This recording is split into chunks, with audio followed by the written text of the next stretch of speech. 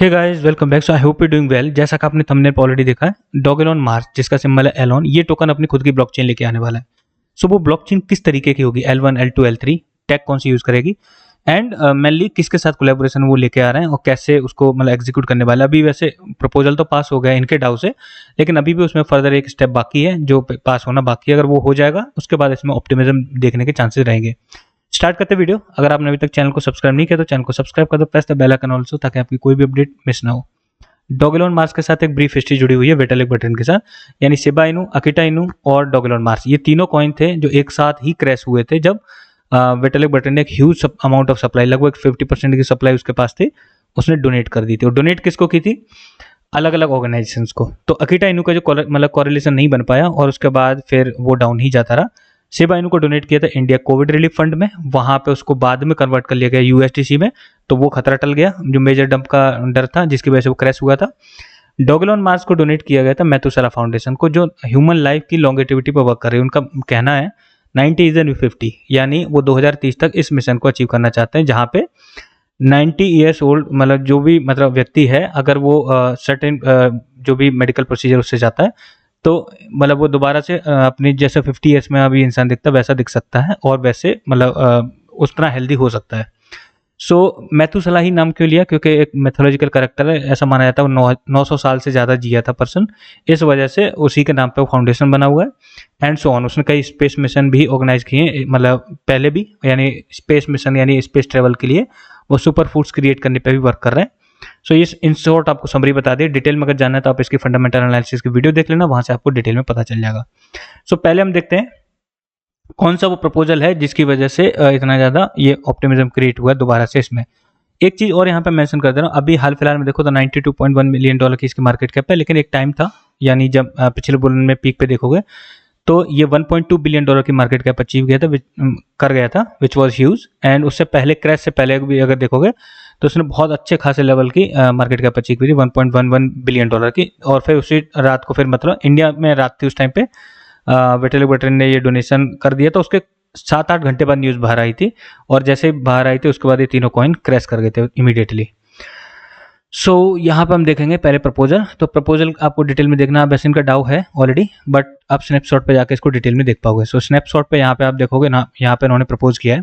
पहले तो इनकी पार्टनरशिप हुई है आर्बिट्रम फाउंडेशन के साथ, जिसके कोलैबोरेशन में ये जो चेन है जिसका नाम इन्होंने दिया रूफस चेन, इसको लेके आने वाले। ठीक है, तो बाई नेचर इन्होंने पहले प्रपोज किया है कि ये L2 होगी, लेकिन जरूरत पड़ी एक अल्टरनेटिव के तौर पे L3 भी क्रिएट कर सकते हैं। वो कैसे करेंगे इसको मैं आपको डिटेल में बता रहा हूँ। यहाँ पे एक चीज यहाँ पे नोटिस में लाना चाहूंगा, ये प्रपोजल यहाँ से पास हो गया है, लेकिन अभी ये पास होना बाकी है आर्बिट्रम का जो डाउ है वहां से।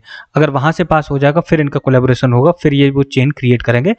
अभी तक कोई डेडलाइन नहीं है कितने टाइम में क्रिएट होगी, कितने टाइम में आ पाएगी, लेकिन इन्होंने अभी पहला स्टेप ले लिया है, अपने डाउ से पास कर दिया इसको।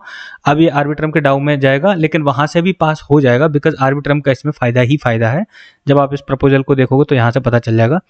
सो पहले इन्होंने बोला है कि एक डेडिकेटेड लेयर 2 बनाई जाए इथेरियम की चेन के लिए, रूफस चेन, जो पूरी तरीके से जो टेक्नोलॉजी है आर्बिट्रम नेट्रो की उसको यूज करेगी, और it will be powered by that only. So उसमें मतलब उसको क्रिएट करने की मतलब पीछे का मतलब मोटिव क्या है? जैसे for example like Shiba Inu, वो खुद की चेन पे वर्क कर रहा है जो इनकी सिबेरियम लॉन्च करने वाले, that is also by nature कैसी है, L2 है, यानी लेयर 2 स्केलिंग सोल्यूशन है इथेरियम के लिए। एंड अदर मीम कॉइन्स भी हैं जो काइंड ऑफ लाइक प्रपोज कर रहे हैं ऑलरेडी, जो अपनी खुद की चेन लेके आएंगे। ठीक है, बाकी अगर बेबी डॉज को ने देखो तो उसने अपने डेक्स में काफ़ी अच्छी यूटिलिटी बना ली है। ठीक है, तो इसकी अभी तक कोई मेजर यूटिलिटी डेवलप हुई नहीं है, तो इसकी वजह से ये दोबारा मतलब वर्क कर रहा है यूटिलिटी क्रिएट करने पे। सो यूटिलिटी क्रिएट करने के लिए इन्होंने पहले यहाँ पे क्या क्या फायदे रखे हैं आर्बिट्रम के लिए, इसी वजह से बोला हूँ कि आर्बिट्रम के डाउ से भी ये पास होने के पूरे पूरे चांसेस रहेंगे।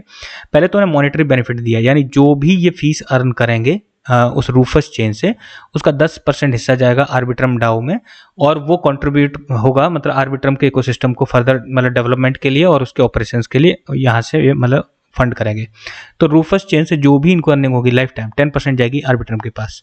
अदर देन दैट फिर उन्होंने फर्दर जो भी चीज़ें प्रपोज कर रखी हैं उसमें इसको यूटिलाइज करेंगे। एंड अभी तक इसमें कहीं भी मैंने ये नहीं देखा, आई वॉज एक्सपेक्टिंग इट कि कोई ना कोई इस तरह का इसमें इनबिल्ट फीचर रखेंगे जिसकी वजह से ये डॉग एलोन मार्स कॉइन है यानी एलोन कॉइन, ये बर्न भी होगा, बट बर्न का मुझे इसमें कोई भी फीचर नहीं दिखा, मे बी आगे वो इंट्रोड्यूस कर दें, लेकिन as of now it is not there.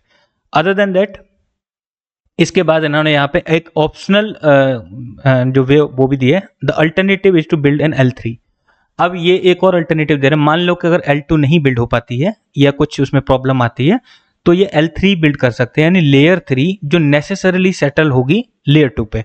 जैसे लेयर 2 क्या होती है, नेसेसरली वो ट्रांजेक्शन को सेटल करती है लेयर 1 पे, लेकिन अब होता क्या है उसमें, फॉर एग्जांपल लाइक कई मतलब ट्रांजेक्शन, एक बैच होता है पूरा, मान लो 100-150 ट्रांजेक्शन एक साथ एक ही बैच में राइट कर देंगे कंक्लूसिव वे में, तो उससे होगा क्या, उनको एक ही ट्रांजैक्शन का जो मतलब फीस है वो देनी पड़ेगी और वो डिस्ट्रीब्यूट हो जाती है जितनी भी उस बैच में ट्रांजैक्शन होती हैं। इस वजह से ही लेयर 2 पे होने वाले ट्रांजैक्शन इतनी चीप हो जाती है, ठीक है। उसी तरीके से और भी चीप हो जाएंगी ट्रांजैक्शन अगर ये लेयर 3 मतलब क्रिएट करते हैं, क्योंकि लेयर 2 अपने आप में चीप है, और उस पर भी अगर लेयर 3 एक बैच में ट्रांजेक्शन क्रिएट करके लेयर 2 पर राइट करेगी, it will be ultra cheap, trust me on that. So उसके बाद अभी ये मतलब अल्टरनेटिव ऑप्शन के तौर पर रखा है, एंड अभी यहाँ से पास हो गया इनके डाउ से, अब ये पास होगा आर्बिट्रम के डाउ से, और वहां से भी पास हो जाएगा तो इमीडिएटली नहीं आएगा, तो इसे एक शॉर्ट टर्म अपॉर्चुनिटी अभी मत कंसीडर करना।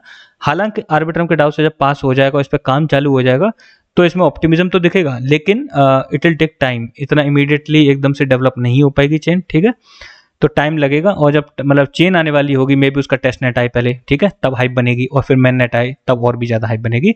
So those will be the events, अगर ये पास होते हैं यहाँ से तो वहाँ पे हमें काफ़ी ज़्यादा हाइप देखने को मिलेगी।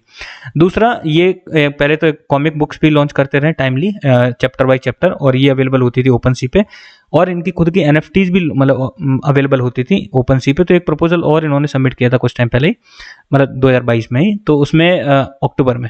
सो इसमें इन्होंने प्रपोज किया था कि जो भी मतलब NFTs हैं जो वहाँ पे सेल आउट होंगे ओपन सी पे, उसमें इथीरियम के साथ साथ एलोन का भी ऑप्शन रखा जाए पे करने के लिए। अगर उनको किसी को फी मतलब जो भी वैल्यू पे करनी है, उसके लिए कॉस्ट पे करनी है, वो एलोन कॉइन के फॉर्म में भी पे कर सके।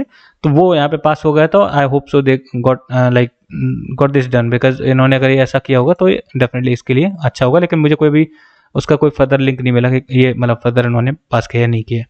मेथुसेला फाउंडेशन ने साइंटिफिक ग्रांट स्केल पे भी वर्क करना शुरू कर दिया, ठीक है, और उसके लिए एलोन का ही यूज़ किया। जैसे फॉर एग्जांपल इन्होंने कुछ साइंटिस्ट थे, उनको मतलब इंसेंटिवाइज किया था, लाइक यहाँ पे उन्होंने मेंशन किया है कुछ साइंटिस्ट की टीम है who will get a 5000 USD grant denominated in Elon. So Elon token के फॉर्म में उनको ग्रांट मिलेगा। ये प्रपोजल वैसे पास हो गए, बट ओवरऑल देखा जाए तो ये नेगेटिव ही है एलोन के लिए, क्योंकि मेथुसेला फाउंडेशन के पास एक ह्यूज चंक ऑफ सप्लाई है, और उसमें से अब स्लोली सप्लाई मतलब सेल कर रहा है और ये ग्रांट अवेलेबल करा रहा है। हालांकि इसकी वजह से चलो ठीक है, एलोन को फ्री पब्लिसिटी मिल रही है कॉइन को मतलब टोकन को, लेकिन साइमल्टेनियसली इसमें प्राइस डाइल्यूशन के भी सिनेरियो, क्योंकि सप्लाई इसकी बढ़ रही है, ठीक है। अदर देन दैट अगर देखा है तो इसकी मोस्ट ऑफ द सप्लाई जो यूनिस्वैप है उसके वॉल्यूम 2 में लॉक्ड है, इवन वॉल्यूम 3 में भी काफ़ी ज़्यादा है। सो वैसे देखा जाए तो ठीक है, जो भी मतलब सिनेरियो था, इवन मेथुसेला फाउंडेशन ही कमिटेड कि वो एकदम से नहीं करेगा release, it will be slow process, gradual process, जिस तरीके से वो सप्लाई रिलीज करेगा। हालांकि उसने की भी है, क्योंकि अभी मोर देन 50% सर्कुलेशन में है। ओवरऑल अगर देखा जाए तो 3 स्टेप होंगे, आप ध्यान रखना इस चीज़ का। पहला, आप नजर जो भी इसको होल्ड कर रहे हैं, आई नो मतलब बहुत सारे लोग मीम कॉइन्स को होल्ड करते हैं, so if you are holding it, आप एक इस पे अपडेट पे नज़र बनाए रखना कि अगर ये आर्बिट्रम के डाउ से पास हो जाता है, देन आप इसको लॉन्ग टर्म के लिए होल्ड कर सकते हो। लॉन्ग टर्म के लिए in the sense bull run के लिए, अगर आप ऑलरेडी होल्ड ही कर रहे हो तो। बाकी अगर आप होल्ड नहीं कर रहे हो, if you want to take advantage of the short term opportunity, तो आप प्रेफर करना जब इसका टेस्ट नेट आने वाला हो उस टाइम पे, या फिर मेन नेट आने वाला हो उस टाइम पे, there will be a lot of hype at that time, rather than just जब मतलब जहाँ से पास हो जाएगा, यानी आर्बिट्रम के डाउ से पास हो जाएगा उसके बजाय। हालांकि उस टाइम पे भी ऑप्टिमिज्म रहेगा, अब वो पूरी तरीके से मार्केट सिनेरियो पे डिपेंड करेगा कि कितना ऑप्टिमिज्म रहता है। ओवरऑल अगर देखा जाए तो अब चेन आएगी तो उसके ऊपर पूरा इकोसिस्टम बनेगा, even redify application, payment solutions and so on, पूरा लाइक गेमिंग इकोसिस्टम वो भी क्रिएट हो सकता है अगर खुद की चीज ये लेके आ रहा है। So let's see how it will turn out, और फर्दर जब डिटेल आएंगी कितनी उसकी स्केलेबिलिटी है, क्या फीचर्स हैं, टेक्निकल फीचर्स, वो बाद में ही पता चलेंगे। Still it is in the initial stage, अभी तो प्रपोज हुआ है, फिर इस पर वर्क होगा, तब फर्दर डेटा आएगा, then we can estimate further also. So बाद में जो भी अपडेट आएगी I try to cover it, जब भी इसमें आती है तो मैं आपको टाइमली इसके अपडेट देने की कोशिश करूँगा। Thanks for watching the video.